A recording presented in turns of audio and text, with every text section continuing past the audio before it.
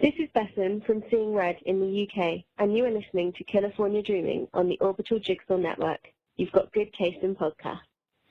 This episode of California Dreaming is brought to you by BLUBRRY. Creating a podcast isn't that simple. It's more than just recording yourself and uploading it. To really get your show to be everything you want it to be, you're going to need a little bit more than that. You need easy and reliable hosting so your time can be spent creating your content, the most accurate download stats so you know if you're reaching the audience that you're wanting to, and a web page that makes setting up totally easy on you and won't take up too much of your valuable time. And BLUBRRY offers all of this and more for hosts and aspiring hosts alike. Simple media hosting, a fully integrated WordPress website with their PowerPress sites. So if you already have a podcast or you've always dreamed about starting one, head over to www.orbitaljigsaw.com/dream to sign up, and the first month is on us. The BLUBRRY support team is available to walk you through the steps of migrating your show without losing any subscribers, or to help you start in the process of launching your new show. With the first month for free using promo code DREAM, you've got no excuses. Let's get started. As I like to do with each episode, I want to take the time to thank those of you who have signed up to support California Dreaming on Patreon. Slowly but steady, we are inching closer to the goal that we set when we first started, and without your support, we wouldn't be able to continue moving forward creating all of the content that we're able to at the rate that we're creating it. I've been able to be afforded more and more time to devote to researching and writing each episode, which is what takes the most time. So I'd like to take the time to thank the following people for recently joining Patreon and supporting this thing we've got here: Angela K., Sandra C., Wendy H., Sasha S., Autumn I., Carolyn L., John C., and Morgan K. Again, I can't thank you all enough for all of the love and support of our little show. So, there are some cases, or maybe I should say some people, individuals who spent their lives working hard to achieve a certain measure of success in their lives. Whether it's financial success, or maybe they reached a pinnacle in their careers, or they achieved a goal or reached an accomplishment that they had set for themselves. And then, before they had any real time to sit back and appreciate the fruits of their labors, something tragic or sad happens that cuts their life short too soon. It's happened to several victims that we've talked about over the course of this show. For example, in episode 3, we talked about the tragic shooting death of Phil Hartman, committed by his wife, who later turned the gun on herself. Phil had already reached the pinnacle of his career, a successful run on SNL, branched off into his own sitcom. He had voiceover work, he was working on movies, only to be taken out by his wife. Or in episode 4, the shooting death of Gianni Versace, and the other victims as well in the case, but Gianni Versace most notably. A man who spent his life rising to the top of the fashion design world, becoming one of the most successful and most well-known designers, only to be cut down outside of his Miami home by killer Andrew Cunanan, just wanting to enjoy his morning coffee and his newspaper. Or in episode 14, the murders of Tom and Jackie Hawks committed by Skylar De Leon. They worked their entire lives to reach retirement. They bought their boat, and they were living out their dream to sail the world. And when they were ready to finally settle back down on dry land and to be close to their new grandbaby, they were murdered by an opportunist who took advantage of their trusting natures. Or how about the McStay family? The trial for their killer, or alleged killer, is going on as we speak. So I'm certain more details will be coming out soon, but Joseph McStay was just seeing his business, by all accounts, develop into something successful. He was a father of 2 young boys, raising his family, only to have all 4 of them wiped out, allegedly by business partner Chase Merritt. I know there are some of you in the group following the case, and We'll probably do an update as soon as it's over. We told a story in the vacation series out of Ohio, the disappearance of Patty Atkins. And that's a story that has long bothered me because there has been a clear suspect, or at least a person of interest, all this time. But the case remains unsolved. She too had found herself at a good place in life, moving up at her job at the Honda plant where she had worked pretty much since the time she had graduated from high school, raising her beautiful daughter, loving family, and thinking that she was embarking on a brand new relationship. And then she vanished at the hands of who many think was her love interest, a married co-worker. I'm still hoping that case gets solved sometime in the near future. Oh, and how about Lacey's story? I know we didn't go through the entire case on our show, but we talked about her and how much she was looking forward to having her first child, only to be murdered by her husband 8 months into her pregnancy. I don't even want to get started on all the children that we've talked about who fell victim to cold-blooded murderers.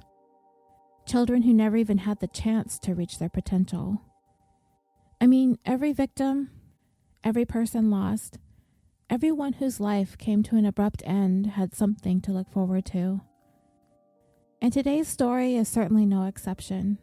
In today's 75th episode of California Dreaming, the tale of William McLaughlin. William, or Bill McLaughlin, he was a very wealthy man. He was kind of a genius, an inventor.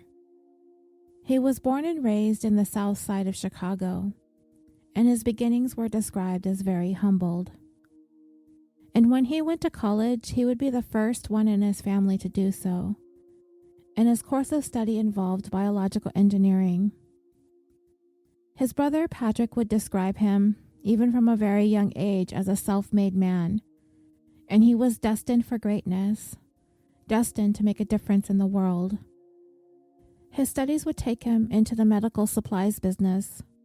He was a salesperson, but he also changed the landscape of the industry with his innovativeness and his groundbreaking work. Even though he was a salesperson, his mind and his way of thinking and seeing things always had him wondering how to improve the things that he was selling, how to change them for the better.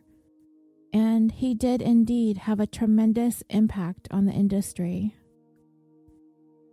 And all of this ingenuity began with him tinkering around in his own garage at home, where he lived in Orange County.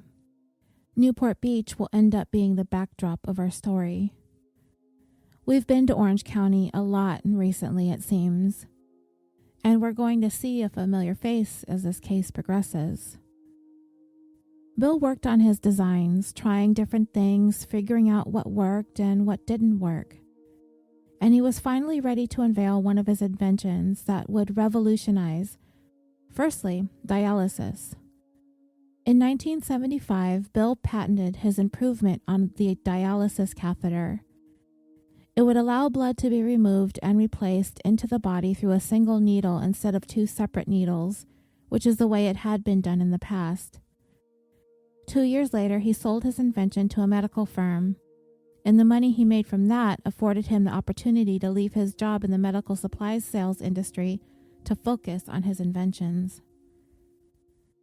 Following up on his single needle dialysis, a few years later he applied for and was given a patent for an invention similar to the first one. It too was a single needle system used to remove plasma from blood that was going to replace a very awkward and bulky centrifuge process. This was a device that would end up being a tremendous advancement in the field of healthcare. Bill had some business partners that he joined up with, and with these inventions, they earned millions for this item.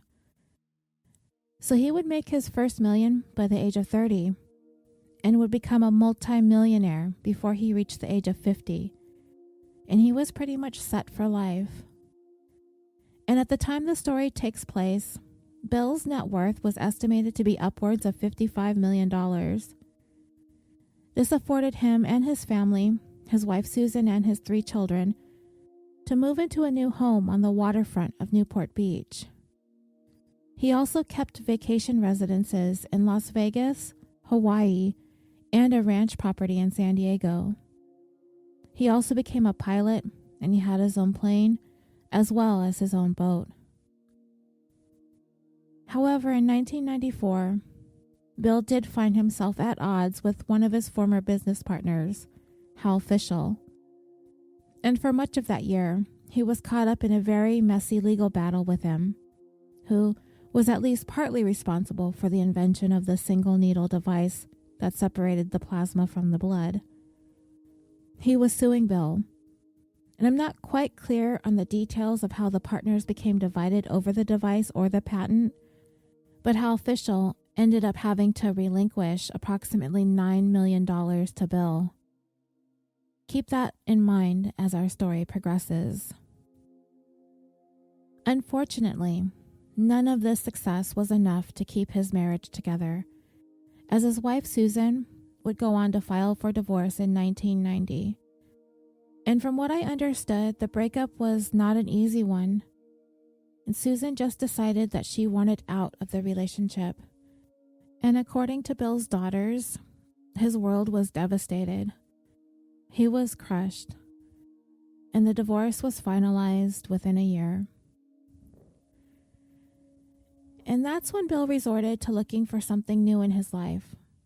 In some local publication, he looked up some personals ads and found one that read, quote, "Wealthy men only. I know how to take care of my man if he knows how to take care of me." This woman would turn out to be Nanette Johnston, and he was just about the same age as his daughters, and they didn't like her very much. They thought it was kind of gross that their father was seeing somebody young, but they understood. After going through such a rough divorce, it kind of gave Bill's self-esteem a bit of a boost having this beautiful young woman around. And she was indeed easy on the eyes. Bill was vulnerable, looking for companionship, and she was able to provide that for him. Johnston was 26 years old at the time, half his age, and in return for her company, he provided Johnston with a very generous allowance. He showered her in jewels, as well as a luxurious lifestyle. He bought her a Mercedes-Benz. She got credit cards to all of her favorite department stores, and before long, she was living in his Newport Beach waterfront home. They traveled the world, having gone to Europe. They went skiing at the best resorts in the world. They went on cruises. It was like going from rags to riches in the blink of an eye. But Nanette also took on the role of being Bill's so-called bookkeeper. So whatever that involved, it meant she knew what was going on with his finances and had access to his accounts. And within a few months' time, Johnston also had her children living in the home with her as well. Prior to this, I believe she was sharing custody. I kind of felt like Dad had the majority of the custody, but I'm not quite sure on that. But either case, all 3 of them began living in Bill's house shortly after they met. But the more Johnston was wiggling her way into Bill's life, the more and more his adult children were becoming worried. They were telling him that they knew she was with him just for the money. But you know, he did answer that ad, and he knew what he was getting into. He isn't the first wealthy man or woman to have become involved with someone younger, and his children aren't the first children to dislike it. Dad's gonna do what Dad's gonna do, I guess. After 1 year of dating, Bill asked Johnston to marry him, and she accepted. He even had his will changed to add her into it. It was important to Bill that if anything were to happen to him, that Johnston and her children would be taken care of. And he had a $1 million life insurance policy, and Johnston was the benefactor. It seemed for the first time in a really long time, Bill McLaughlin was happy.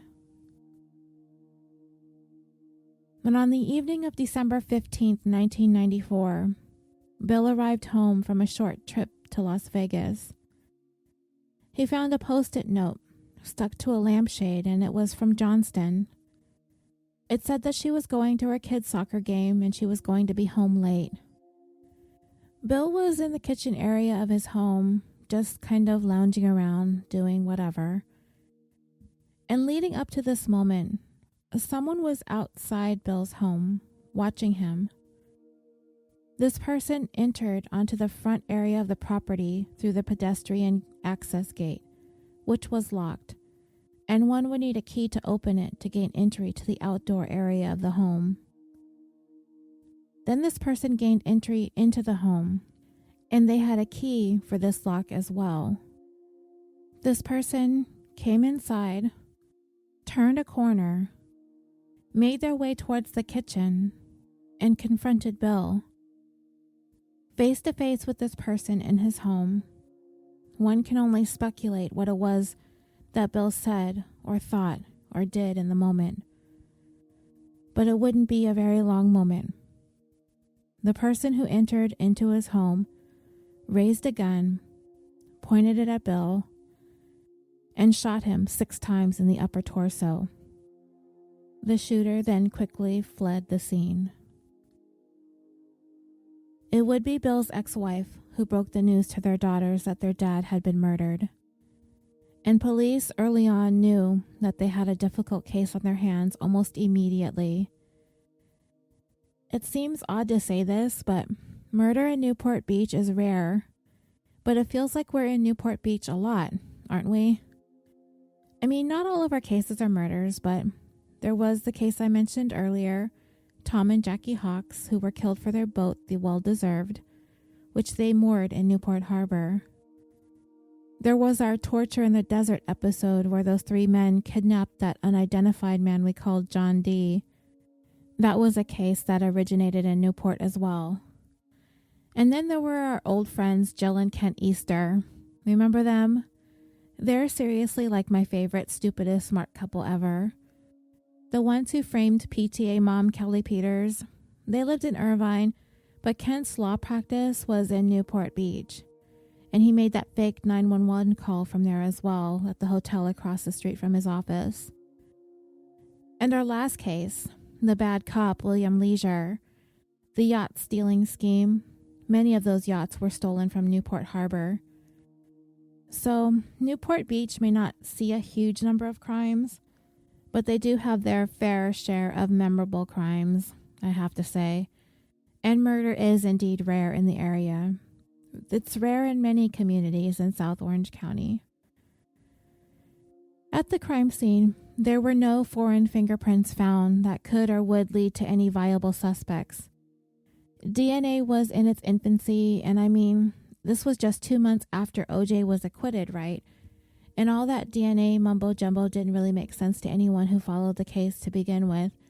Contamination was rampant, and Orange County investigators weren't exactly experts at this type of forensic evidence collecting yet. So when you're looking at a police department that barely has any murders to deal with, they just aren't going to be that well-versed in fastidious forensic evidence gathering. And besides, there would not be any DNA to be found anyway. They did not find a murder weapon at the scene.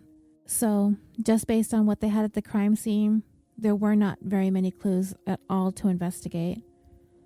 But the one thing they did sense early on was this murder had to have been committed by someone who was intimately familiar with Bill's life. And I'll get more into that in a little bit. The night before Bill was shot to death in his home, he had a phone conversation with his brother, Patrick. He would describe this conversation as very concerning. He said he could tell by the tone of Bill's voice that the things that he was saying that something was wrong. Bill had phoned him from Las Vegas. Patrick said that Bill was feeling as though his life was threatened. Just the way that he was talking, it was as if people were out to get him.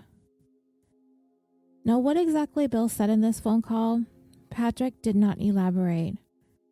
And knowing what was going to happen the following night, I mean, it's natural to want to look back on your last conversations with the person who was killed to go over it with a fine-tooth comb, to read between the lines, to see if there was something missed, something overlooked, something that you brushed aside, and then to want to point to that conversation as being some sort of foreboding or foreshadowing of what would happen. But what was said is unknown, and it could have either been as concerning as his brother said it was, or it became more alarming after he found out that his brother had actually been murdered. So investigators started looking at people close to Bill, and this is where Hal Fischel's name came up in the investigation. Remember, I had mentioned that Bill had been locked in a bitter legal battle with him over the plasma separator. Because he lost his lawsuit and had to forfeit his claim to $9 million, investigators took a hard look at him, as that seemed like a big motive to want to kill somebody. But as they looked at Hal and his whereabouts at the time of the killing, he was definitely not in the area. Several witnesses placed him 150 miles away in Santa Barbara at the time that Bill was killed. Hal Fischel was quickly eliminated as a suspect. Even though they took the time to eliminate Hal, they had the feeling that the killer was somebody who was in Bill's inner circle of friends, or even perhaps family, and that too would not have included Hal. They came to the conclusion early on it had to be somebody close to home. When investigators arrived at the scene, they made a very interesting and important discovery. There were 2 house keys there. There was a key in the front door lock that was used to unlock the door to get in, and there was also a second key found lying on the ground next to the outside wall of the home, next to the front door. And that key was the one that opened the pedestrian access gate. With the discovery of these keys, the field of suspects was whittled down to a select few individuals, and that would be people who had access to Bill McLaughlin's house keys. Investigators, of course, had to look to his children first, starting with Bill's son Kevin. He was actually in the home upstairs when the shooting happened, and he would be the one to call 911. Investigators placed bags over Kevin's hands and conducted a forensic analysis, and there was no indication that he had fired a gun or was anywhere near a gun being fired that night.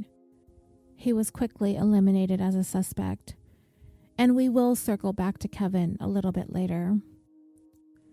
They next looked to Bill's 2 daughters, Kim and Jenny, as well as his ex-wife Susan, but they all had airtight alibis. Not only that, they really didn't have a motive. They were all on good terms with Bill. No reason at all to want to see him dead. So let's stop for a moment and talk about Nanette Johnston. She was a high school dropout from Chicago also. In November of 1983, she married personal trainer, a guy named Kevin Johnston. He would be the father of her first 2 children. Things seemed okay on the surface with the marriage at first, but you will come to find that Johnston isn't really wanting to settle for an average guy.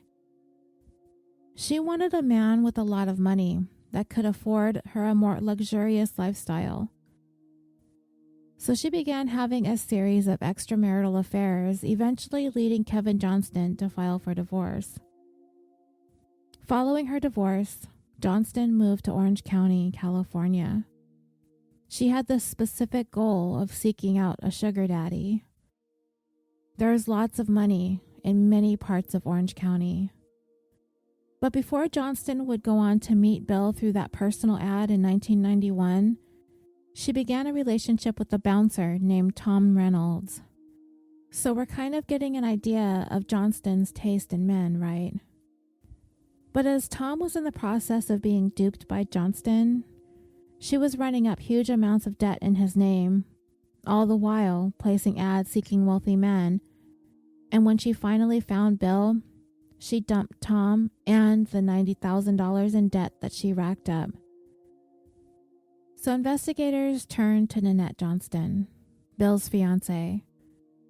Her alibi was that she was at her kid's soccer game, and after the game she went shopping, and she was able to produce receipts that she was indeed shopping at the time that Bill was shot, and she really could not have been involved in the actual shooting itself.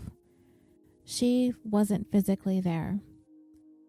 But when investigators dug a little deeper into her alibi, it didn't completely check out. There was something fishy going on that raised up some red flags. She had told investigators that she was at the soccer game alone.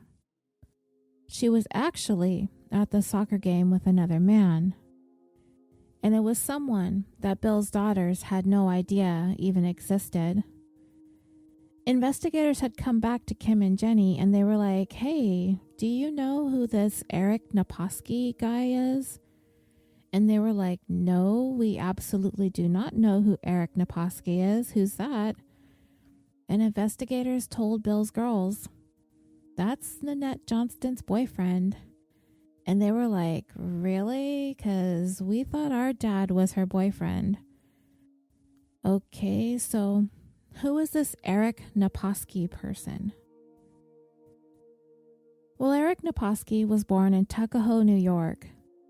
He played Pop Warner football out of Eastchester, New York for 8 seasons as a linebacker. In high school, he was a standout, leading his team in sacks and tackles for 2 straight years. And he was a versatile player as well, also playing in the positions of tight end, safety, and running back, especially when they were in the red zone. He made All-County in 1982 and All-State in 1983, graduating from Eastchester High School in 1984.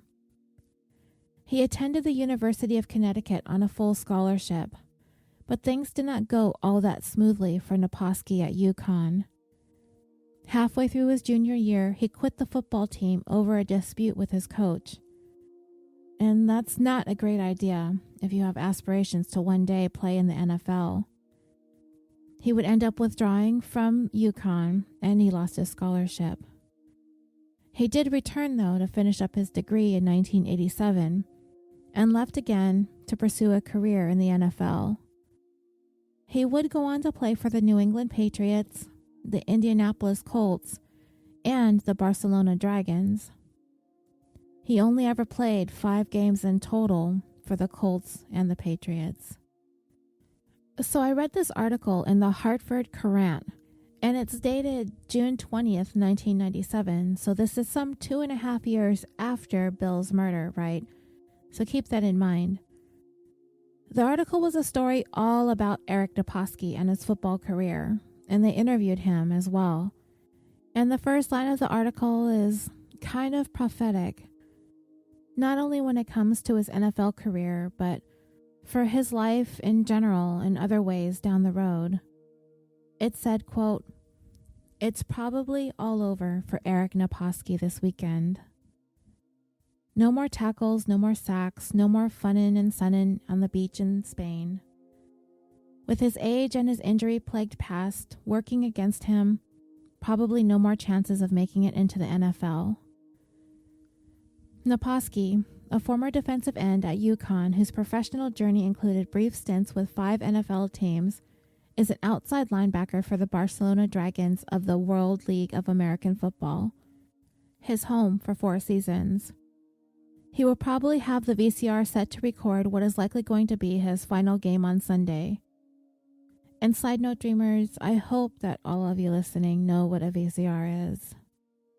So, the article goes on.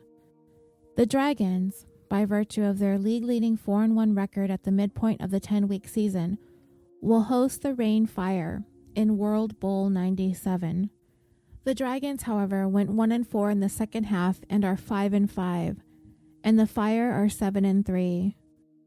There will be 26 players in the game who are the property of 18 NFL teams, and Naposki, 30, is not one of them. NFL teams held free agent camps in May and rookie camps this month.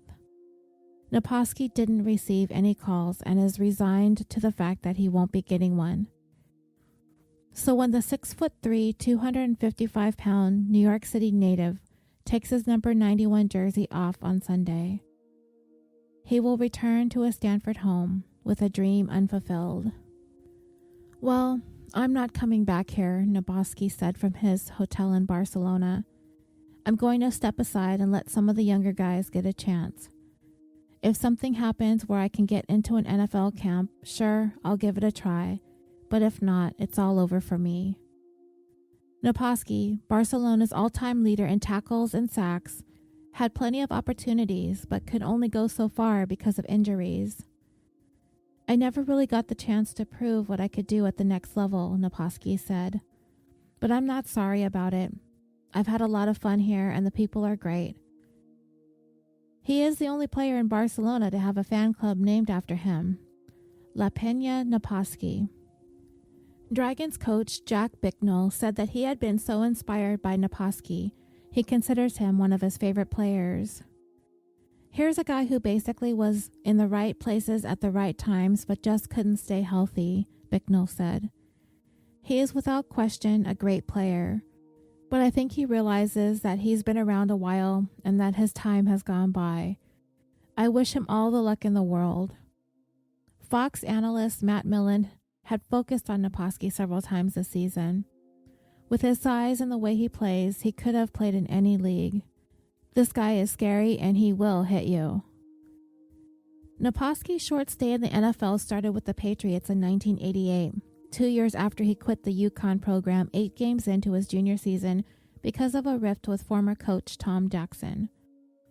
Naposki had lost his starting job because of an injury and didn't think it was fair. He was also married and had a daughter. And under NCAA rules, he could not work to support them. And for those not familiar with NCAA, it stands for the National Collegiate Athletic Association. So Naposki went into the Army Reserves. With the urge to play in the NFL still burning, he joined about 200 other hopefuls at a Patriots Open tryout. Through the supplemental draft, he had a year of college eligibility left, and the Patriots signed him. But in his 5th game, Naposki fractured his ribs, and that also caused a liver injury. And he spent the rest of the season on injured reserve, came back the next year, played in 1 game, and was released. In 1990, he signed with Dallas as a Plan B free agent, but he was cut before the season. Naposki joined Barcelona in 1991, playing injury-free in 19 of 20 games. He had 19 tackles and 11 sacks in 2 seasons. 3 more chances in the NFL followed with the Jets, the Redskins, and the Seahawks, but ankle and foot injuries prevented him from making it. When the World League suspended operations for financial reasons in 93 and 94, Naposki went to California to start a bodyguard service.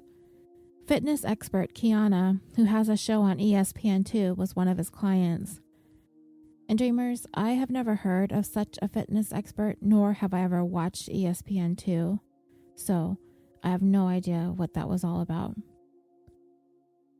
There were no more NFL tryouts.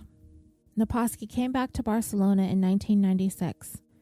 1 year later, he has a chance for a championship which eluded him throughout his career. That was really my reason for coming back, said Naposki, who was divorced and has 2 kids by then.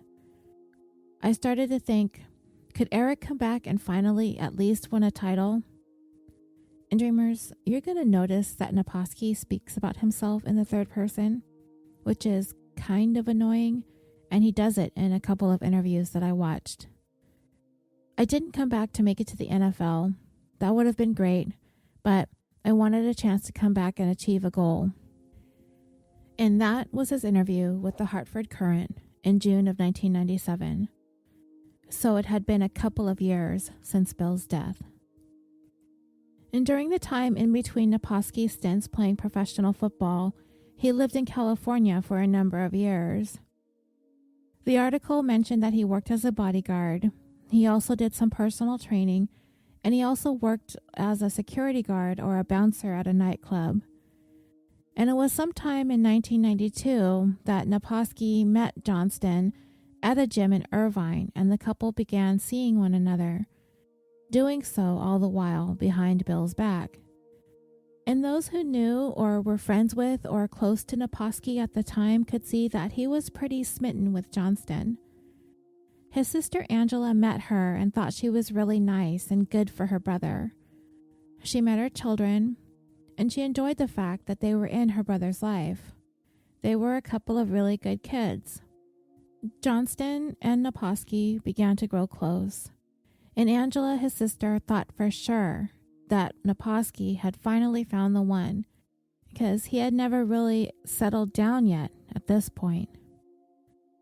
And those who met Johnston believed that she was a good match for Naposki because she was described as a strong, independent woman who was very smart, and it seemed like a good match for Naposki, who I guess did all right for himself. I mean, he earned his degree, but he kind of sort of struck me as a fast talker, and he was sort of one of those gym types that's kind of a meathead. And I listened to a story a long time ago on another podcast, and they thought he was as dumb as a box of rocks, but I don't know. Obviously, I don't know him, so you would have to watch his interviews and judge for yourself. Though throughout this story, it doesn't really seem like the guy makes a lot of bright life choices, but whatever. Naposki had a couple of old high school friends, at times that he was roommates with as well, and they eventually got to meet and know Johnston too. And they were surprised that Naposki was actually talking of settling down with her. They knew him to not fall in love very easily. He had been this good-looking and charming guy that had a lot of positive energy and attracted lots of women. But Johnston wasn't like any of the other women that he had dated in the past. Described as a bombshell, very beautiful, turned heads everywhere she went.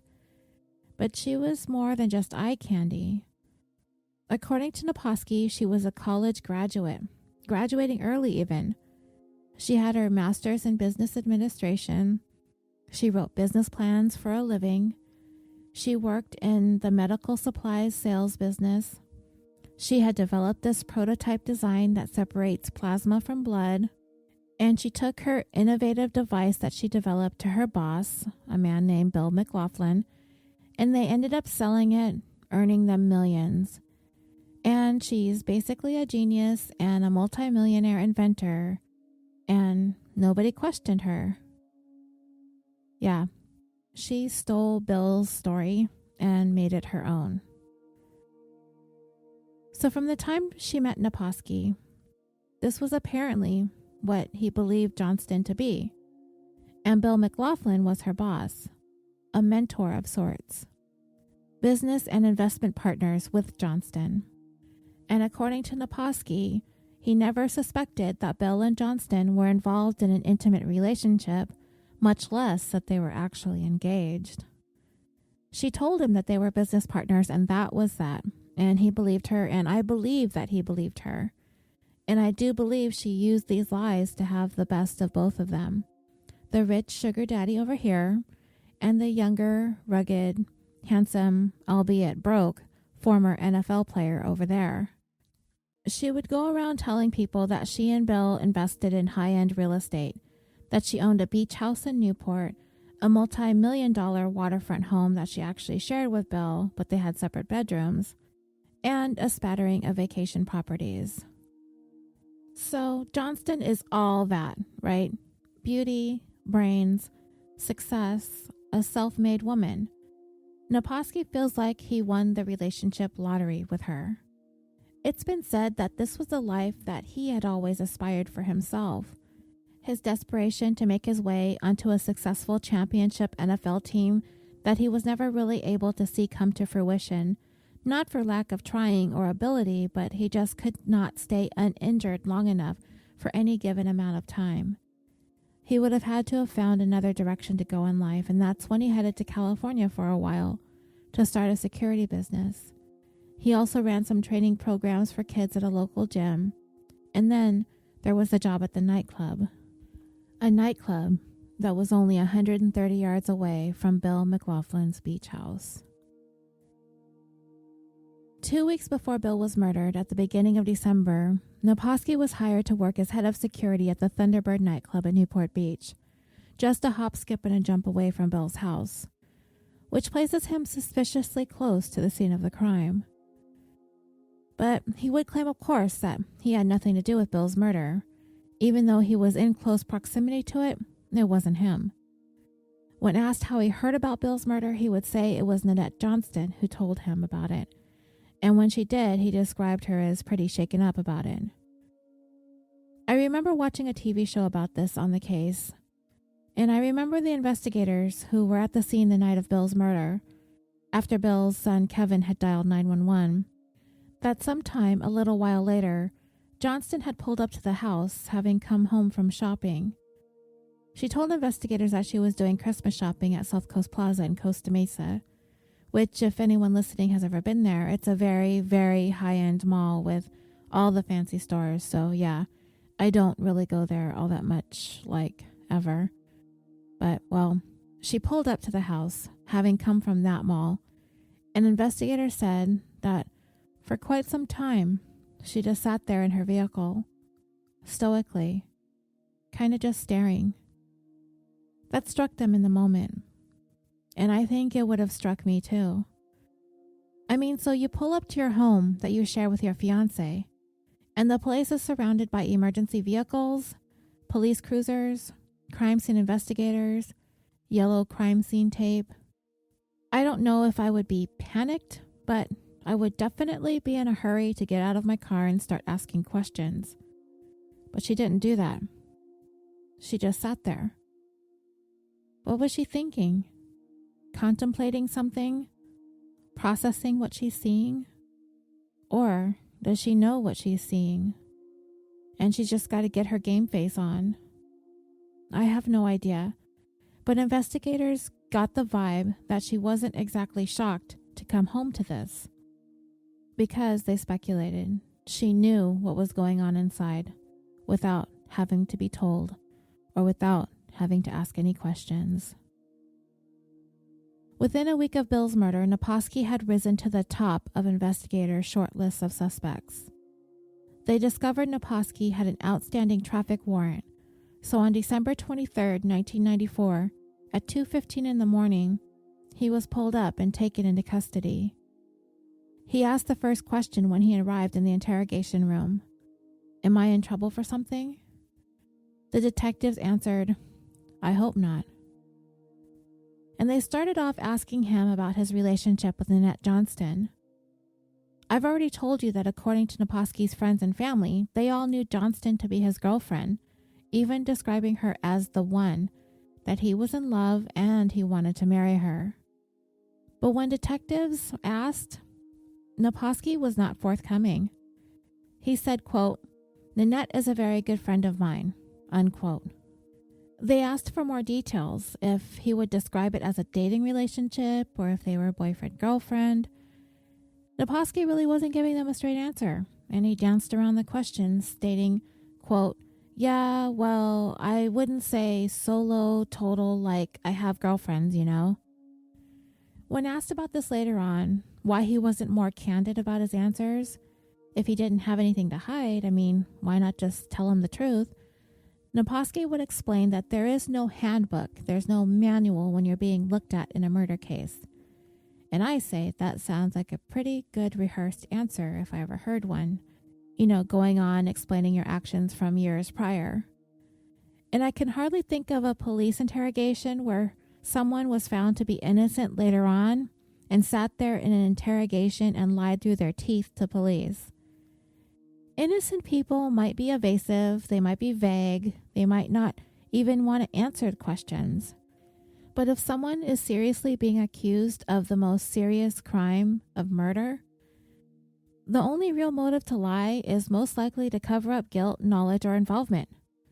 But Naposki would explain his lies as a reasonable reaction as somebody possibly being accused of murder. Naposki was evasive with police about several other important details of the case and what he may know or not know about Bill's murder. Investigators, who already knew that there was a record of Naposki having purchased recently a 9mm gun, asked him about it because, lo and behold, Bill was shot with a 9mm gun. At first, he would not admit to ever owning a 9mm, but he eventually had to because they had the proof that he purchased one and had it registered to himself. They asked him where the gun was. His answer? I have no idea. And the detective said, You have no idea? And Naposki said, That's my statement, and I really don't want to talk about it anymore. When he was asked about this later on, why he didn't tell the truth about the gun, he explained that he was scared, that he did purchase it, but he didn't buy it for himself, that he bought it for Johnston. He was afraid to tell police that it was her gun because he didn't want to prompt them to begin looking at her. He said that he didn't want to point any fingers at anyone.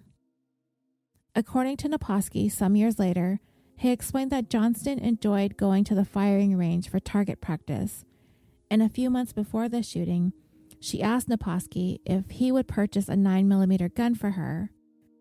But that wasn't his story at the time that he was first being questioned following Bill's murder, because he says he just wasn't sure what to think or what to believe when it came to Johnston, as apparently it was detectives who broke the news to him. Bill McLaughlin was Nanette Johnston's fiancé. So detectives are telling him, this is going on behind your back, but Johnston over here is telling him that's not true, there is no such relationship. And I do believe that when investigators told him Bill and Johnston were engaged, that it was a complete shock to Naposki. And I can only imagine what was going through his mind when he heard this, because I truly think he had no idea, and that Nanette Johnston, with her conniving and manipulative ways, totally pulled the wool over his eyes. And from that day forward, he would proclaim his innocence, like I told you, referring to himself in the third person. I guarantee you, looking you straight in the face, Eric Naposki did not murder Bill McLaughlin, any way you slice it. During his interrogation, investigators asked if they could search his truck, to which he consented, telling them that he wasn't worried about it, they could look through his truck. And the detectives were pretty upfront with him and straightforward. They're investigating a murder, so they began the search of his car.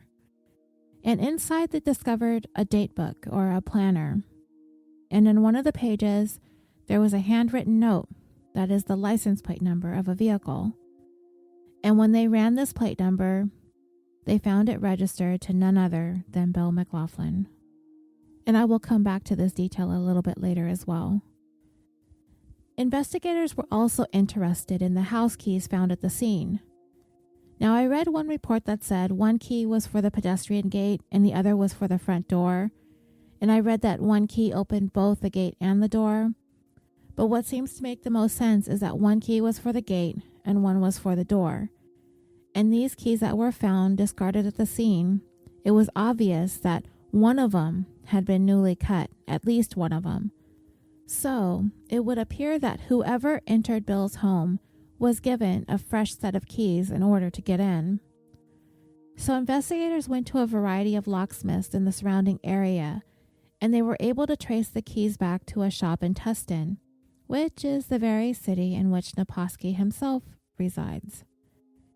And when they questioned the shopkeeper, he clearly remembered that it was Eric Naposki who came in and had that duplicate set of keys made. And that I believe because if you take one look at Eric Naposki, he is kind of distinctive and memorable. He is a huge man, weighing as much as 250 pounds or 113 kilograms. And at the same time, when investigators took a look at Nanette's keys, she was missing one of her keys, the one that opened the pedestrian gate. And she had no explanation as to where that key went. According to Naposki, he has the rock-solidest, airtightest alibi ever. There is no way, no how, completely, totally, absolutely impossible that he was in Bill McLaughlin's home just after 9 p.m. on Thursday, December 15th, 1994, and he has hard evidence proof that he could not have done the shooting. And this is how he says his evening unfolded. He was at that soccer game earlier in the late afternoon with Johnston to watch her kid play. It was in Diamond Bar, California, north of Newport Beach. The game had actually gone into 2 extra time periods, so the game ended later than it should have. Afterwards, Johnston drove Naposki home, where he lived in Tustin, California, which is about 11 miles northeast of Newport Beach.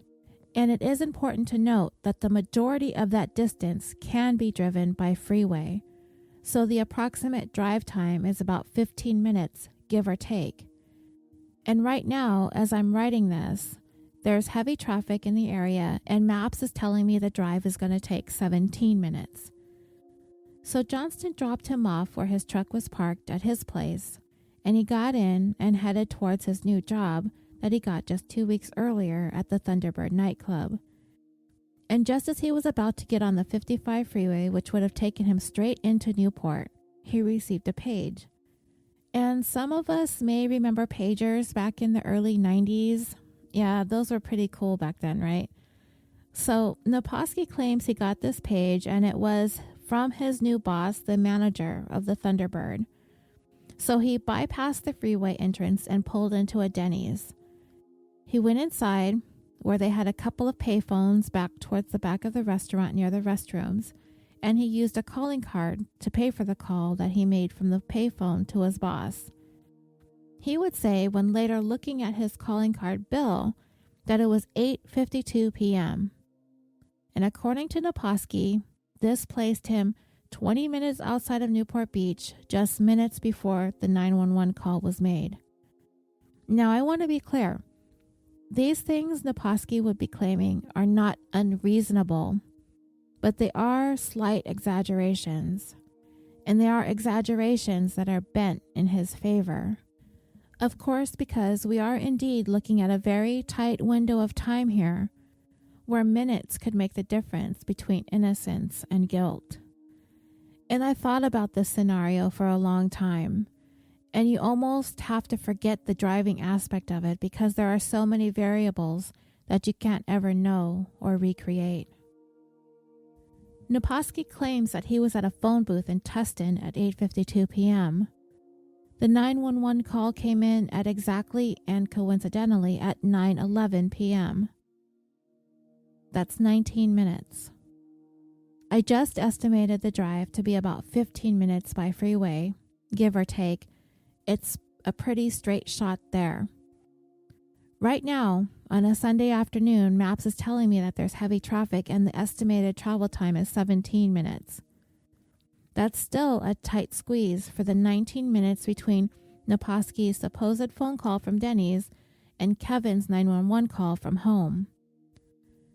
But what if traffic was light on that Thursday night? It was close to 9 p.m. Traffic isn't very heavy that time of night, and people do drive fast on the freeways when there's little traffic.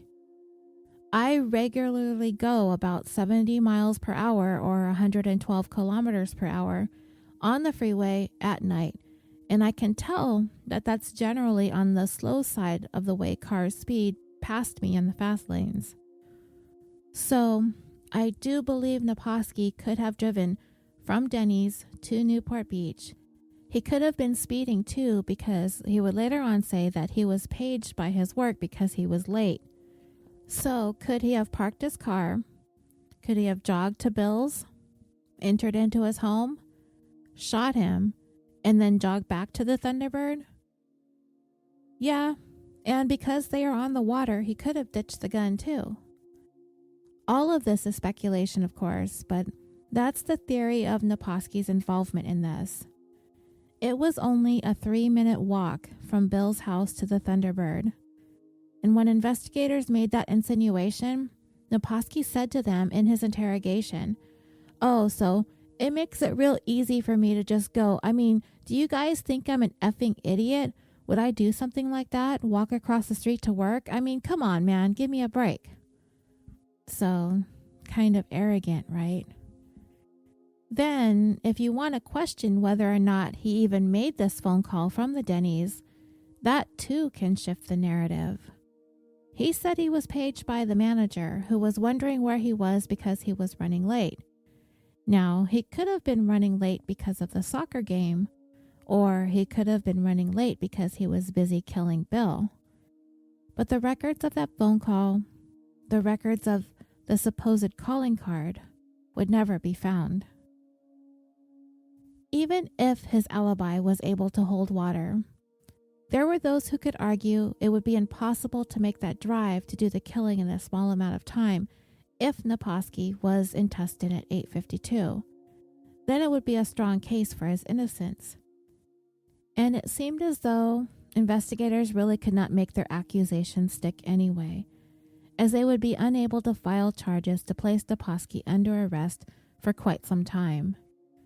And that's Naposki's biggest argument in his favor. If they had the evidence, if they could prove that he could make that drive in that short amount of time, they would have arrested him immediately.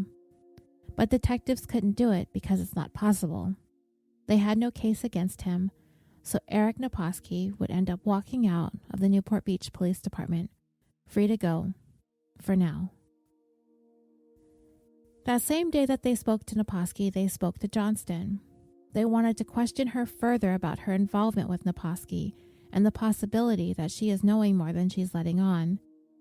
And they reminded her that if they find out that she's implicated in the plot to murder Bill, if she's expecting some sort of life insurance settlement, which I'm sure she was, she came across the detectives as pretty self-assured too.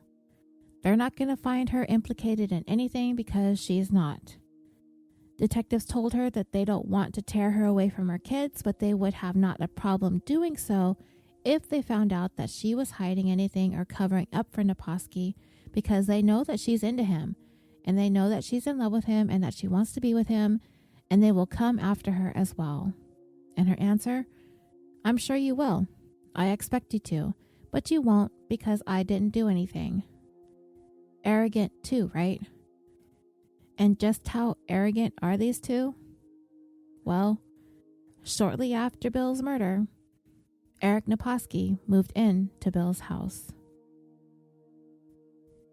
In January of the next year, 1995, a month after Bill's murder, Kim McLaughlin, one of Bill's daughters, was looking at her dad's bank statements, and she was surprised to find about $25,000 missing from her father's accounts. There was a check written to Nanette Johnston Trust in the amount of $250,000, dated December 14th, 1994, one day before Bill was shot to death.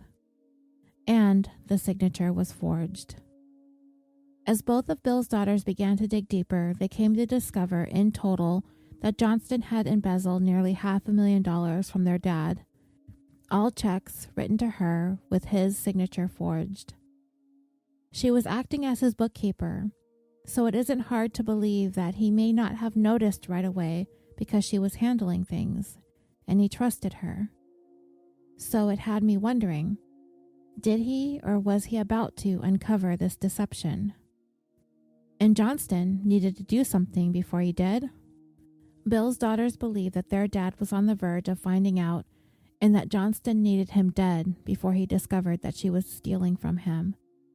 And she was doing so in order to build a future with Naposki. Bill's daughters immediately contacted police with their discovery. Detectives believe wholeheartedly that Naposki and Johnston were up to their eyeballs in this murder. But when they brought what they had to the district attorney, he refused to file charges. There simply wasn't enough evidence that they had committed the murder. Remember, dreamers, there are mountains of circumstantial evidence, but nothing, absolutely nothing in the way of forensics or physical evidence.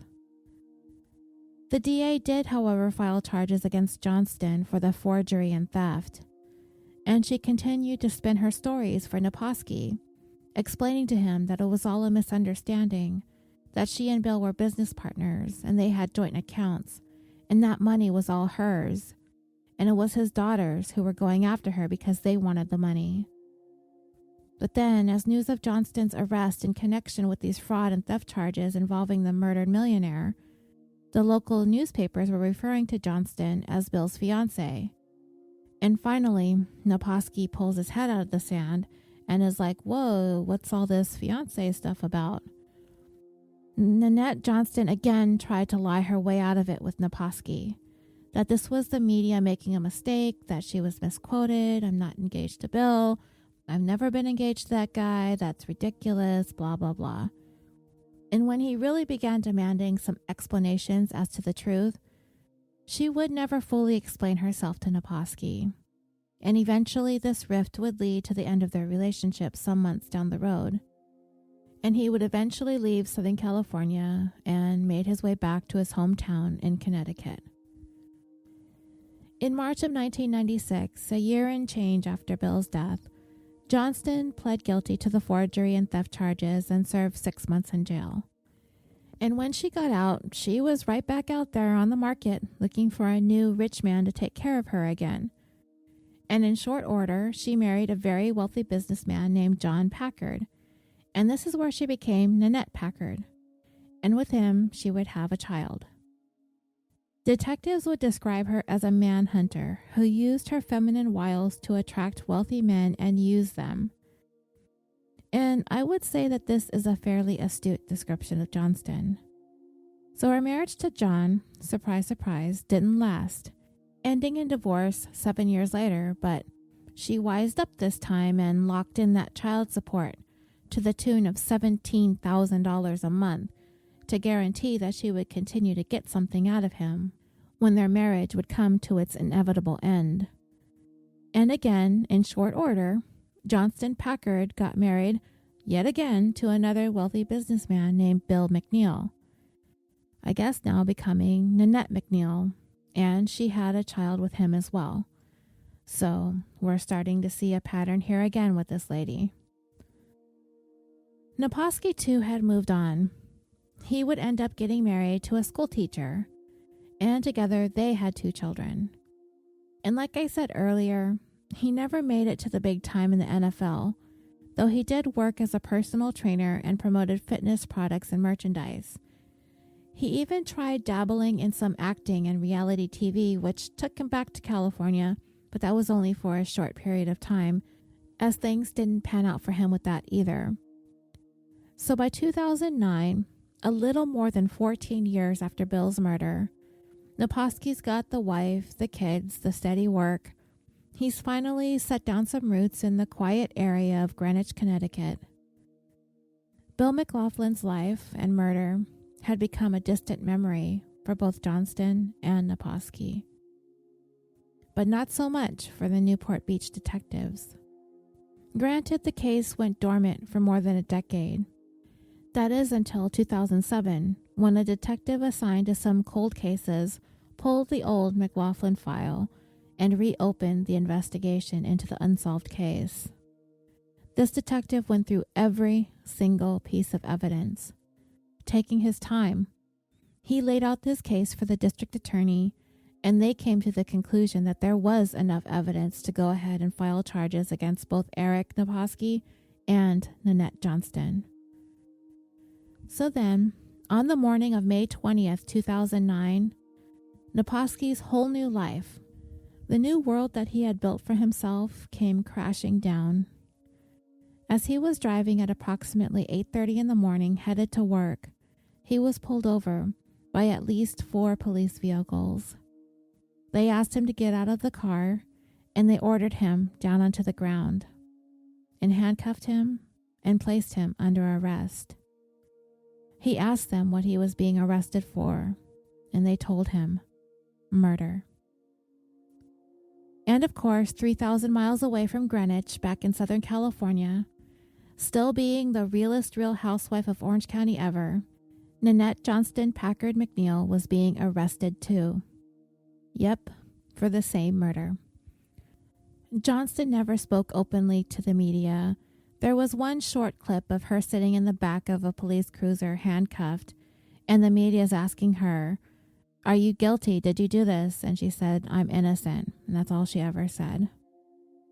I did see a clip of her being questioned just after the murder, and at the time she sounded kind of browbeaten, sort of subdued. She had a very flat affect for someone who just lost their fiancé. But that is the only sounds of her voice that I'd ever heard. Naposki, on the other hand, would speak to anybody who would listen. And boy, he sure can play up to a camera when it's rolling. I don't know. He's just a little bit over the top with the theatrics, talking about himself in the third person, the abbreviated, long, thoughtful stares into the cameras. He's overdoing it to the point where it looks like he's auditioning for a soap opera. And he would say, quote, "It's hard to get a fair trial 15 years later. Am I innocent? Absolutely 100%. Can I prove it? I hope so. Can they prove I'm guilty? I don't think that's possible because I didn't do it."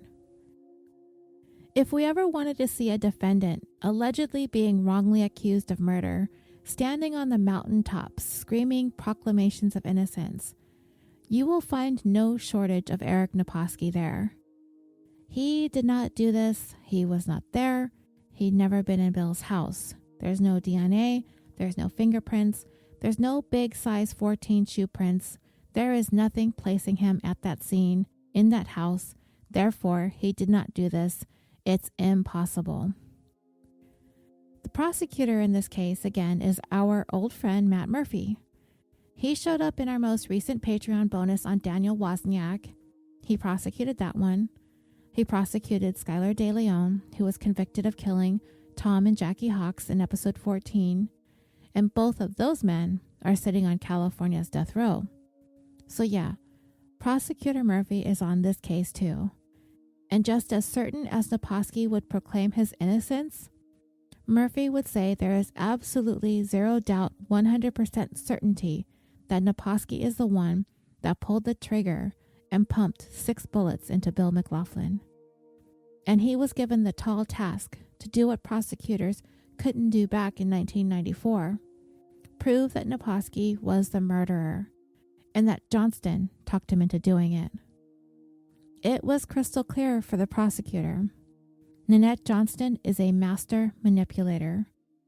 I mean, okay, to attract wealthy men, to use them for their money in exchange for her being with them, okay, yeah, it all depends, as that would be unfair to label Johnston a manipulator if their relationship is one of convenience. Those things cut both ways. But what Matt Murphy uncovered is one big, huge lie Johnston told Naposki that the prosecutor would say would push the first domino to fall in the murder plot that led to Bill's killing. Months before Bill was shot, Johnston told Naposki that Bill McLaughlin was sexually assaulting her. And the only reason for Johnston to want to push this false narrative would be to enrage Naposki to the point that he would want to go over and kill Bill over it. And that's exactly what happened. It was a lie told by Johnston to manipulate Naposki to get him to murder Bill so they could make off with his money. And so, finally, on Monday, June 11th, 2011, 16 and a half years after Bill was gunned down in his home, Eric Naposki would stand trial for his murder. And this was the case that Prosecutor Murphy would lay out before the jury.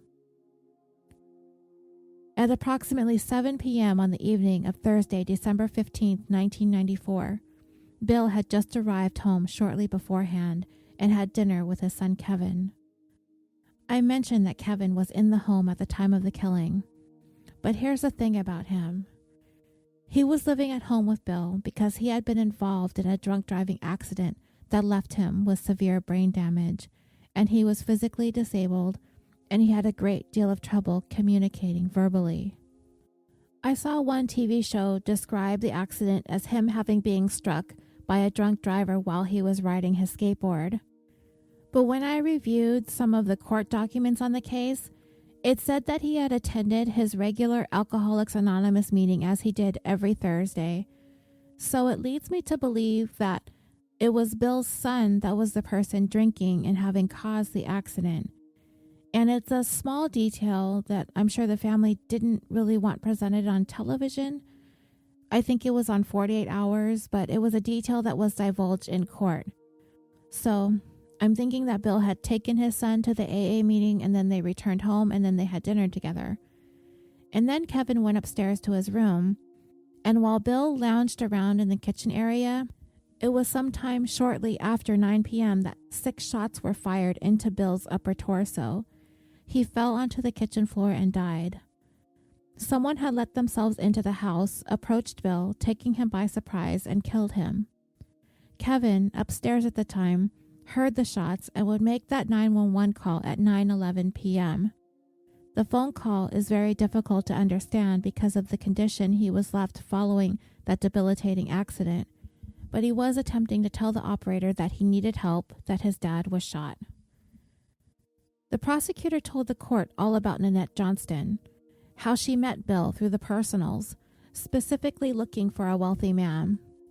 He showered her with a life of luxury and money, and he made her the beneficiary of a $1 million life insurance policy, and at some point she was even his power of attorney. He wrote her and her children into his will as well, and he made her the trustee of a trust with the majority of his assets. She would receive $150,000 upon his death, his Mercedes, and the use of his beach house for 1 year following his death. She also had the authority to write checks on his account for up to $1,500 or less for household expenses. But Johnston would end up meeting and falling in love with Naposki, and together the two of them conspired to murder Bill and use his money to finance their future life together. And this is evident due to 2 hard facts. One is, in the few months prior to Bill's death, a real estate agent reported that he was showing Johnston and Naposki multi-million-dollar homes, as they were in the market to purchase one, despite the fact that neither one of them had any kind of money. They told the real estate agent that they were looking to buy a home in the spring of 1995, and it was around this time that records indicated that Naposki purchased a 9mm Beretta 92F handgun. And the second piece of hard evidence, after the murder, the Newport Beach Police Department received an anonymous tip from a man and his fiancée who knew and worked out regularly with Johnston and Naposki. This anonymous person told police that he knew Johnston was having an affair, that he saw them together on a regular basis working out, holding hands, and kissing. And there was an occasion when Johnston expressed interest in investing in a software program that he was developing, and he even had a meeting with her in October of 1994, and she was interested in investing, but her money was offshore, and it would take some time for her to obtain the necessary funds to invest. It would not be until 14 years later, after detectives reopened the investigation, that they would discover who it was that made this tip. It was a man named Robert Cottrell, and he was called to testify as to the information that he had anonymously provided all those years earlier. Sometime in 1994 is when Johnston began surreptitiously withdrawing money from Bill's checking account that he set aside for her household expenses. And one of the ways that she was doing so was forging checks to herself and signing Bill's name. When she started doing so, the amounts of money were insignificant enough for Bill to perhaps not take notice right away. But the frequencies of the forgeries and the amounts in which she wrote the checks began to increase, and during the week leading up to Bill's murder, Johnston had forged his names on checks totaling $365,000, and this included the check the day before he died, while he was in Las Vegas, for $250,000. Johnston was depositing these checks into an account that she had opened under a new business that she had made up called the Nevada Corporation. The prosecution would call Bill's accountant to the stand and testify that it was likely that Bill was going to notice the missing monies very soon if he had not been killed, and the idea was that he was killed in order for him to not find out. The prosecution pointed out the keys that were given to the killer, that they must have been given to him by someone who had access to the house keys, and the range of people quickly narrowed down to Johnston, and she was missing one of her copies of the keys too. And the locksmith identified Naposki as the man who he made the keys for. And then came the prosecution's star witness. While Naposki was living in Tustin, he had a neighbor named Suzanne Kogar. She had actually contacted police early in 1995, as she had some information to give about her neighbor, but for some reason she was asked to call back later to make arrangements to give a formal statement, and she kind of got cold feet and never called back. And this, I feel, was a huge mistake on the part of Newport Beach detectives. They should have been at her place or brought her into the station right away to give her statement, because she had some pretty damning things to say about Eric Naposki that would have really nailed him at the time. She did call again 3 years later in 1998, and she gave the information that she had, but she only identified herself by her first name. And again, her information slipped through the cracks. When the investigation into Bill's murder was reopened more than 10 years later, an investigator for the DA's office tracked Suzanne down, and in 2009, she agreed to finally give her formal statement to the police. At the trial, she testified that she regularly saw Johnston with Naposki at their apartment complex swimming pool. And just before Thanksgiving, Naposki told her that he was upset with a guy named Bill because he was coming into Johnston's room at night, making unwanted advances and sexually assaulting her, and it was upsetting Naposki. Suzanne described him as furious, so much so that he said he wanted to blow up Bill's plane. Naposki would counter this by explaining that he was upset. He genuinely thought that Bill was assaulting Johnston, and he did say that he wanted to blow up his plane, but he didn't say that he wanted to kill Bill or to shoot Bill or to want Bill blown away. And Naposki would challenge you with this. Did Bill's plane blow up? No, it didn't. So obviously Eric Naposki was joking, because if he was serious, then Bill's plane would have blown up, right? Right. Nah, that didn't happen. Bill just got 6 bullets pumped into his body, that's all. And then, about 3 weeks later after Bill's murder, Suzanne had another conversation with Naposki where he implicated himself even more so. She suspected something was up with him, and she told him, "Oh my God, Eric, I don't even want to know if you had anything to do with this." And his response to her statement was a smile, and he said, "Maybe I did it, maybe I didn't, maybe I had someone else do it." Naposki would explain this by saying that he told Suzanne that he didn't do it, but he claimed that she kept hounding him about the murder and that it kind of turned into a joke. And he did say, "Maybe I did, maybe I didn't," but it was a harmless, off-the-cuff comment. And to that, I would ask, do people really off-the-cuff joke about murdering someone? I mean, haha, I murdered this guy the other day, isn't that so funny? But if we're seriously investigated for murder, I don't think we'd be joking around, but okay. This guy, Naposki, kind of seems to strike me as the type of person who makes poor life choices to begin with. He did also make one damning statement that proved to prosecutors that he was the one who pulled the trigger and nobody else. He told Suzanne that the killer used a caliber of gun that he used to have, so police think that he did it. And she also said that he told her that they would never find the weapon because he gave it away to a friend. But police were pretty tight-lipped about the weapon caliber. The only people who knew that a 9mm was used were about 6 Newport Beach police detectives and the killer. There was no way Naposki could have known that unless he did the killing.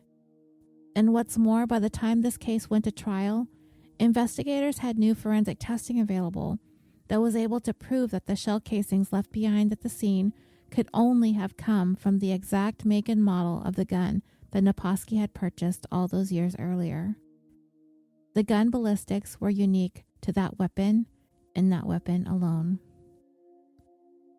And as for Naposki's alibi, that he was in Tustin just minutes before the shooting, and therefore it could not have been him down there in Newport Beach, the prosecution scoffs at the notion, for one, doubting that there was even a phone call to begin with.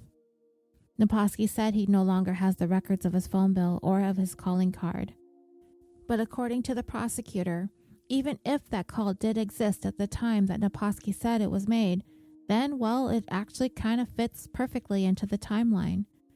Prosecutor Murphy sent one of his investigators on the case to time the drive, and he made that drive from Denny's to Bill's house at least 15 times, and he was able to make the drive in the allotted time frame. So alibi, it is not. but rather proof that it was indeed possible, even on the terms of Naposki's own admission. But the defense team said that they made the drive and it's impossible. But for me, it's kind of a moot point because the phone call can't be proven anyway. No matter which way you look at it, Naposki was headed to Newport Beach to go to work by his own admission. And he was late, again by his own admission. And his workplace is only a 3-minute walk from Bill's house. As I see it, the case doesn't turn on that phone call, nor does it turn on the time in which it took him to drive from Tustin to Newport Beach, because we just don't know if the call ever existed at all. And on the day of the killing, Johnston was out shopping most of the day. She told investigators that she spent the day shopping prior to the soccer game, and she spent the evening shopping after the soccer game. And one of those purchases during the day was a $429 pair of alligator skin boots. In the small talk conversation with the salesperson at the shoe store, Johnston told her that the boots were for her boyfriend and that he was an NFL football player. Now, as for the soccer game, that game was a championship one that her son was playing in, and because it went into extra time, they were there longer than they expected to be. Johnston was there with Naposki, and her son's father, her ex-husband, was there as well. Because the game ran long, at 8:20 p.m., Johnston told her husband that they couldn't stay for the award ceremony because Naposki had an appointment. Johnston also told her ex-husband that she needed to cancel her visitation with the children for that upcoming weekend. This day was a Thursday, and it was Johnston's weekend with the children, but told him that she could not do the visitation that weekend. Her ex-husband testified that Johnston and Naposki were seemingly in a big hurry, as they literally sprinted to their car and took off from the soccer game. When Johnston was later questioned about where she went after the soccer game, she did not tell investigators that she was with Naposki. And what's more, she told them that she left the game alone and went shopping and was able to produce a receipt that she made a purchase at 9:29 p.m. at South Coast Plaza. The next day, she called up her ex-husband and said, "You don't need to tell police anything about that Eric Naposki guy because he's not involved." But they quickly learned of Naposki's existence in her life. And by the end of January 1995 is when she finally admitted to them that he was at the soccer game with her. And despite the fact that investigators interviewed Johnston's ex-husband twice after Bill's murder, they didn't find out about the phone call that she had made to him, asking him not to say anything about Naposki until 2010, when the case was being reinvestigated. And then the next thing that happened that night is Kevin McLaughlin's 911 call to report that his father had been shot. For investigators, Kevin was able to describe the manner in which the shots were fired. His dad was shot 6 times.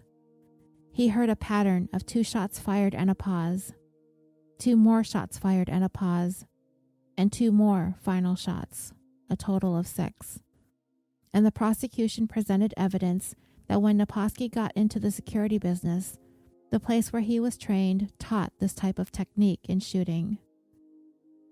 After the murder, the forensics report on the bullets that killed Bill was prepared back then in 1995 and identified 28 different possible firearms that could have been used in the murder.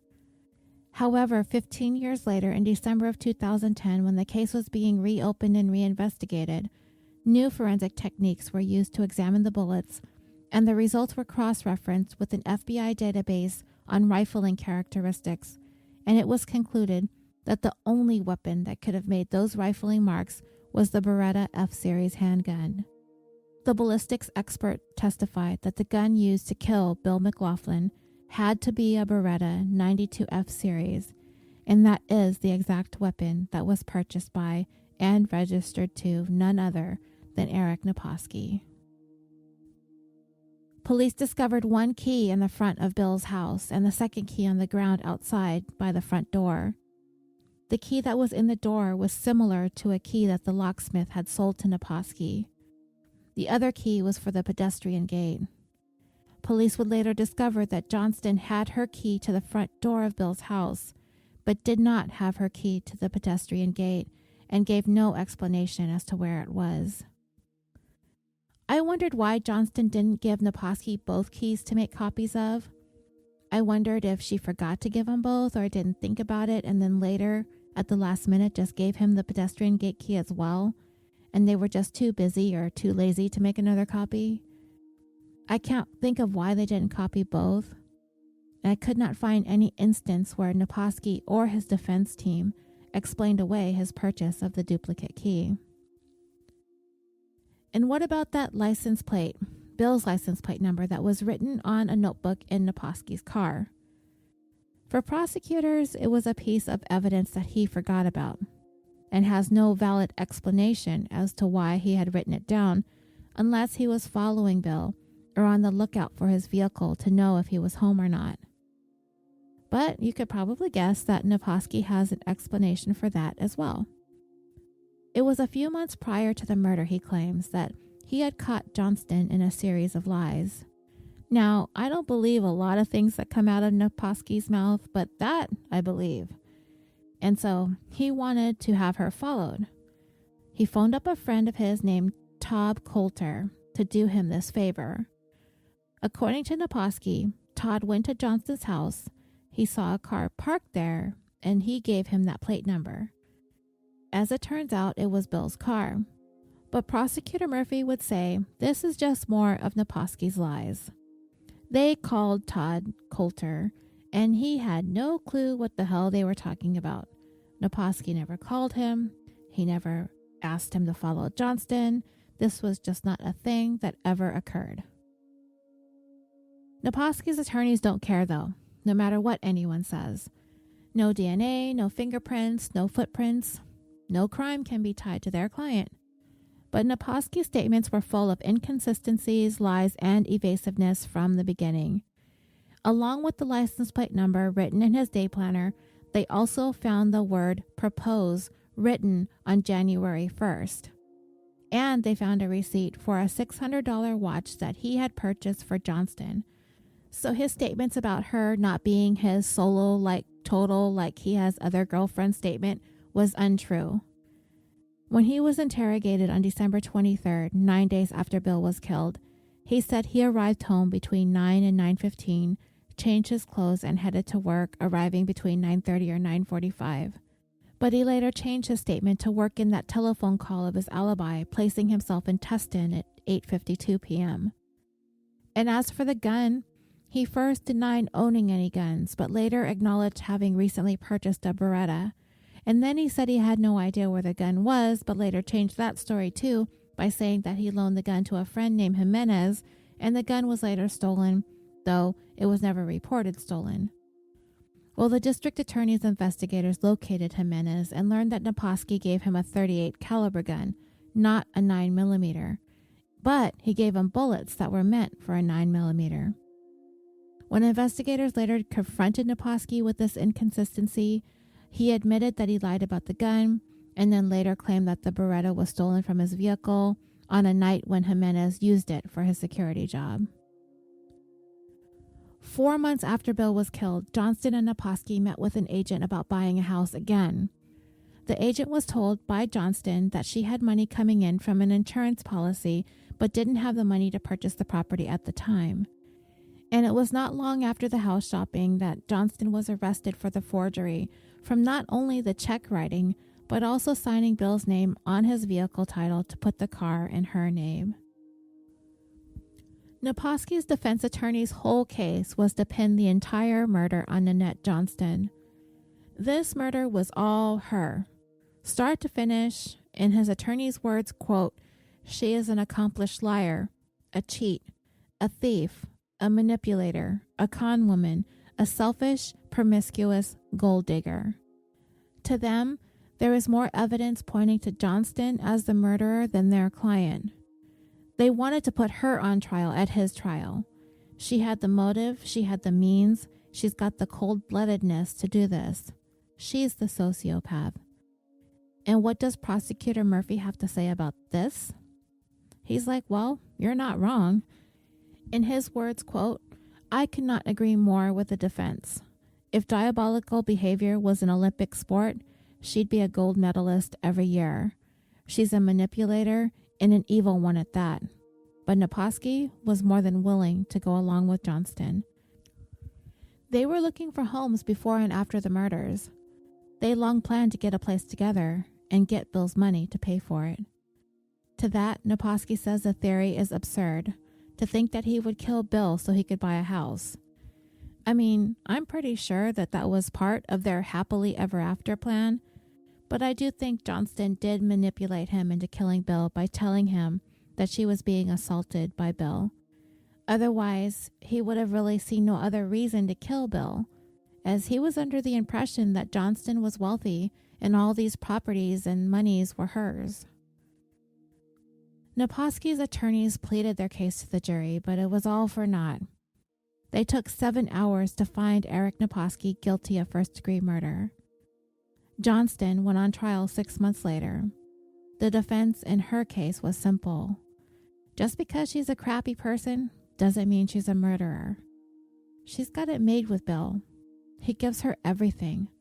What would be the reason for her to want him dead? Stating, quote, "If you're living with the golden goose, you're not going to get rid of him," unquote. And the bottom line is Johnston wouldn't leave her millionaire fiancé for a loser like Naposki. And just as Naposki's attorneys threw Johnston under the bus, her attorneys would do the same to him, painting Naposki as a jealous, violent, brutal killer who wanted to get rid of his girlfriend's lover. The jury only took 3 hours to find her guilty of first-degree murder as well. But this story, my dreamers, is not quite over yet. Sometime after his conviction, Naposki would come forward with yet another claim. In making the case for his innocence, he has since said that he has the information as to who the real killer of Bill McLaughlin is. And it is something that he's always known. And the reason he has never told police is because he did not think that they would believe him. When asked why he would not have come forward with this information from the beginning, why did he choose to sit on it all these years? He said there wasn't any benefit to saying anything because he had no proof. But 8 months after his conviction, he claimed that he wanted to speak to the media again, and he would name Bill's killer. And he's known this information for almost 20 years, and he had the proof. According to Naposki, Johnston paid for the killing. She hired a hitman, and he claims to know who it was that she contacted and made these arrangements with. How it all started, he says, was 3 months before Bill was murdered. He had confided in a friend about Bill having sexually assaulted Johnston, and this friend told Naposki that he has friends that can take care of things like this.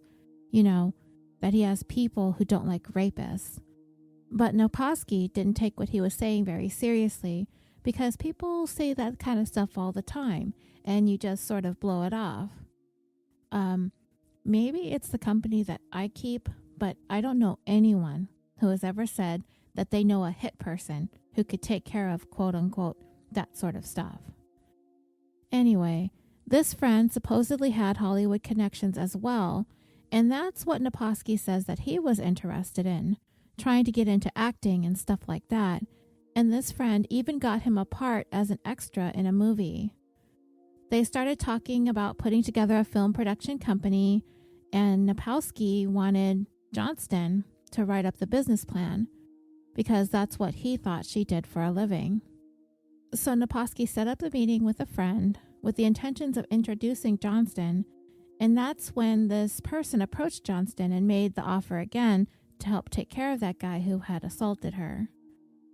And according to Naposki, Johnston was into the idea, but he told her to calm down, this is not a good idea. But when Naposki saw this friend again, he told him that he had already started the ball rolling on the deal with what Johnston wanted done. And Naposki, of course, fearful for Bill's life, I'm sure, did what he could to tell his friend, don't do this, stay out of it, this is not your business. But the friend said that this was what Johnston wanted. Naposki wanted to try to stop this all from happening. So he took Johnston aside to talk to her about it, and she got all mad and they argued. And as far as Naposki was concerned, the whole deal was off. Then a couple of months passed, and then it was in early December. That's when he noticed that his 9mm Beretta was missing. He claims that he questioned Johnston about the gun, asking her if she took it, but he didn't really elaborate on what her answer was to that. And within days, Bill was dead. And when Naposki, totally stunned and shocked by the killing, asked Johnston, "Did you have Bill killed?" she supposedly coldly said, "Absolutely, yeah, I did it." He described her as having no remorse about it at all. And then Naposki took it upon himself to confront his friend and be like, "Dude, why did you do this killing? I thought we talked about this," but all he told him was it is what it is, and he just did what Johnston wanted done, and that there was nothing more that Naposki could say or do about it.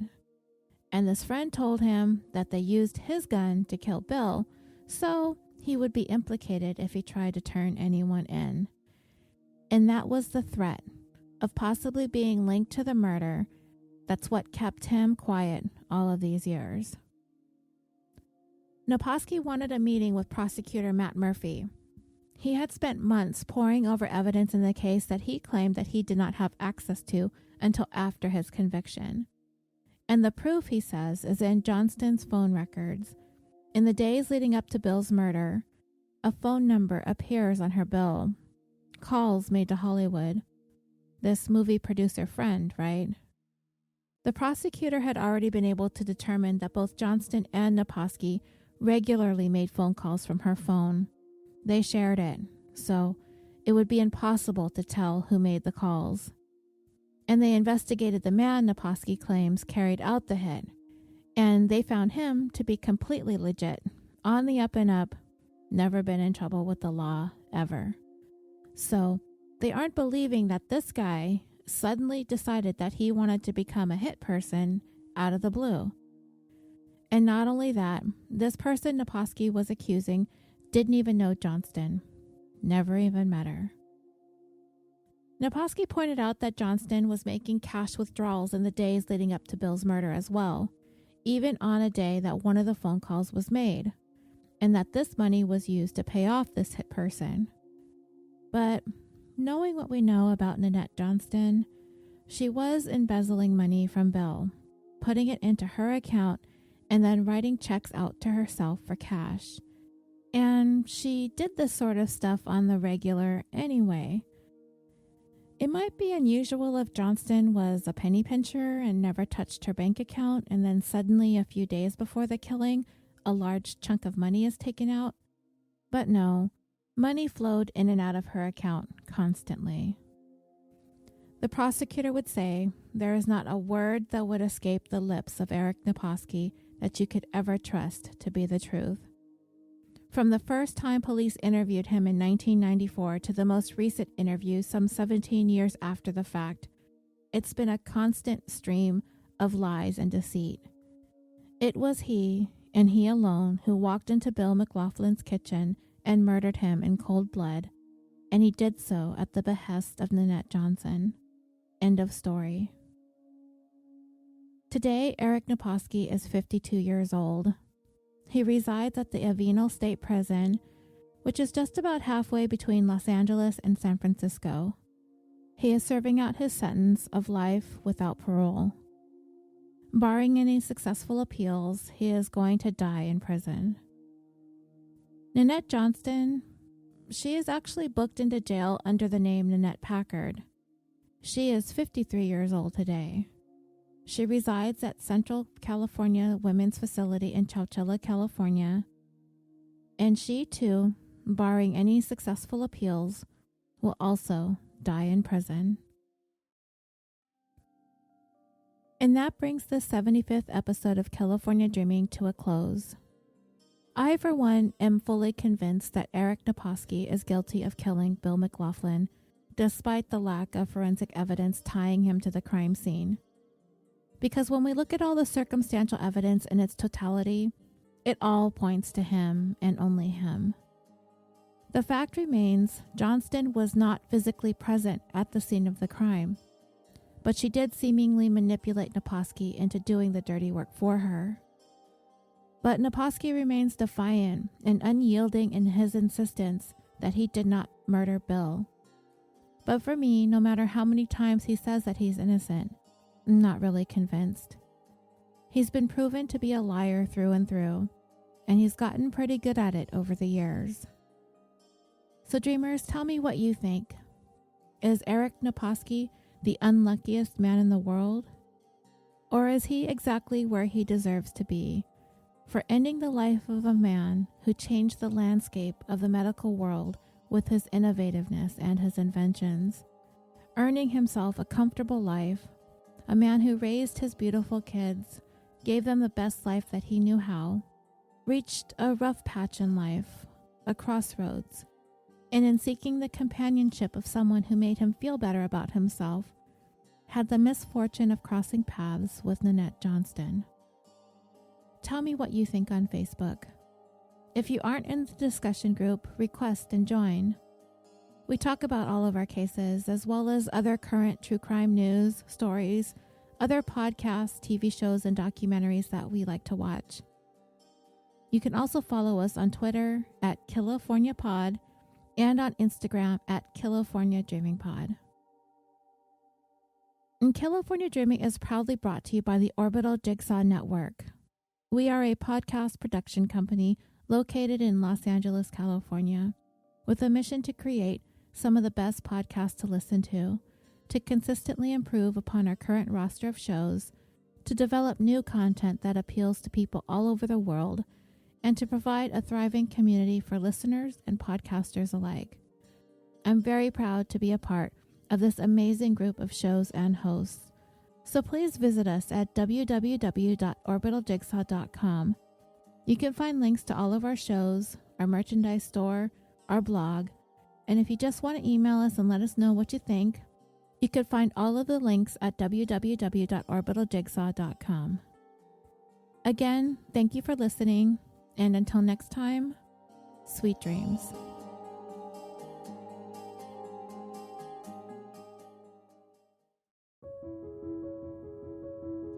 Hey, this is Steve from Great Lakes True Crime. We tell stories from Ohio and the rest of the lower Great Lakes region. Give us a listen on your favorite podcast app. And follow us on Twitter or Facebook. Just search for Great Lakes True Crime.